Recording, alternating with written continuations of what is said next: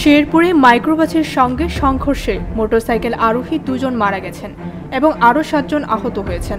গুরুতর অবস্থায় আহত একজনকে ময়মনসিংহ মেডিকেল কলেজ হাসপাতালে উন্নত চিকিৎসার জন্য পাঠানো হয়েছে। 22 ফেব্রুয়ারি রাত 1টার দিকে শহরের অষ্টমিটলা এলাকায় এ ঘটনা ঘটে।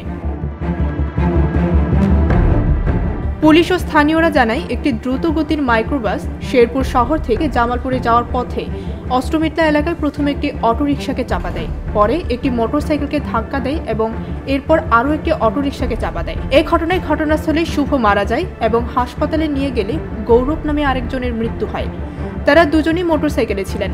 দুর্ঘটনার পর মাইক্রোবাসের চালক পালিয়ে যায়, পাশাপাশি মাইক্রোবাসে থাকা যাত্রীরাও পালিয়ে যায়। সদর থানার ভারপ্রাপ্ত কর্মকর্তা জুবাইদুল আলম বলেন, পুলিশ ঘটনাস্থল হতে মাইক্রোবাসটিকে জব্দ করে এবং ক্ষতিগ্রস্ত ইজি বাইক ও মোটরসাইকেলটিকে উদ্ধার করে। বৃষ্টি দাজেল, ভোরের পাতা।